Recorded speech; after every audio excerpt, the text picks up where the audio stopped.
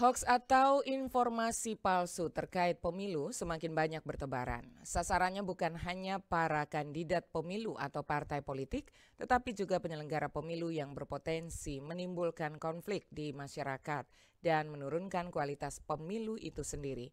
Bagaimana peran pemerintah dan masyarakat dalam menghadapi derasnya hoaks? Kita simak selengkapnya dalam laporan khusus pagi ini bersama Magdalena Krisnawati.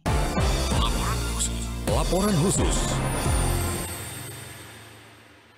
Presiden Joko Widodo dalam beberapa kesempatan menyampaikan pesannya pada masyarakat untuk menjaga pemilu dari tindakan yang tidak demokratis seperti fitnah maupun penyebaran hoaks. Salah satunya saat Kepala Negara berpidato dalam acara pengukuhan pimpinan pusat Pagar Nusa di Surabaya pada November 2023 lalu.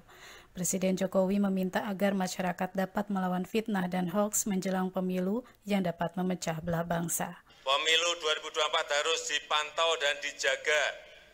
Kita tolak fitnah, setuju? Kita tolak hoax, setuju? Kita tolak saling merendahkan, saling menjelekkan, setuju? Dan kita lawan upaya-upaya yang memecah belah bangsa, setuju? Kita ini boleh berbeda pilihan. Beda pilihan itu biasa, beda pilihan itu wajar, tapi jangan sampai mengoyak persatuan kita. Data Kementerian Komunikasi dan Informatika menunjukkan hoaks terkait pemilu jumlahnya ketiga terbesar berdasarkan pemantauan yang dilakukan Kemenkominfo sepanjang tahun 2023. Disebutkan sepanjang Januari 2023 hingga 26 Oktober 2023 terdapat 98 isu hoaks pemilu.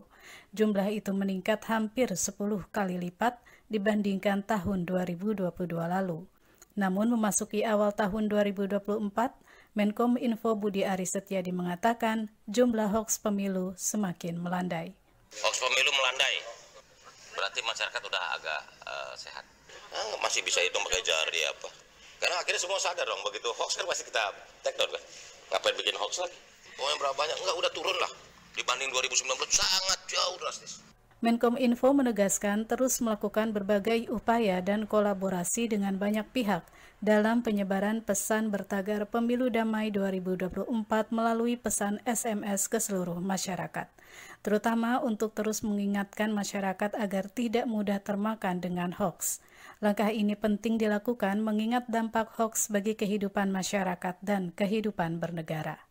Tim Pengawasan dan Sosialisasi di Badan Pengawas Pemilu Deitri Aritonang dalam sebuah diskusi menyebutkan bahaya hoaks dalam pemilu. Antara lain, merusak legitimasi proses dan hasil pemilu, serta polarisasi, konflik sosial, dan perpecahan. Dampak besar lanjutnya sangat merusak adalah adanya polarisasi, konflik sosial, dan perpecahan. Gitu. Ini perpecahan ini bukan hanya terjadi di media sosial gitu, yang bersuami istri, yang berteman, yang beradik kakak gitu.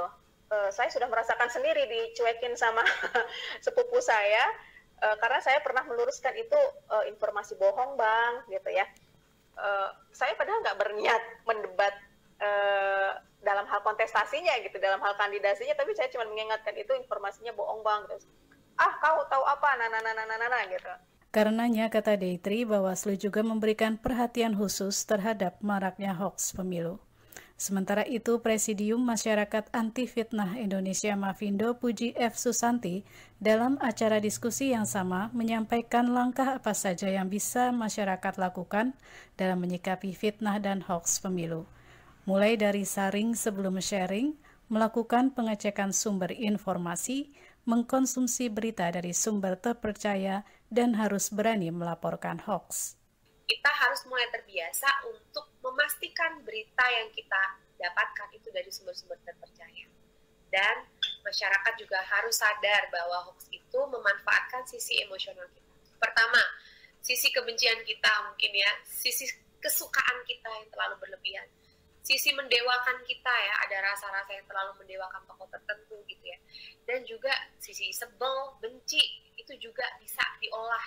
Sehingga para pembuat hoax itu memanfaatkan ini. Jadi hati-hati. Dapat berita apapun, calm down ya.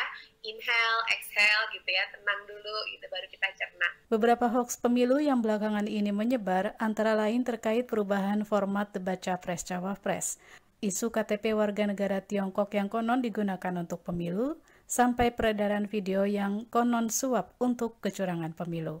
Masyarakat harus hati-hati dalam menghadapi derasnya informasi palsu tersebut. Tidak mudah percaya dan tidak ikut menyebarkan informasi yang tidak jelas kebenarannya.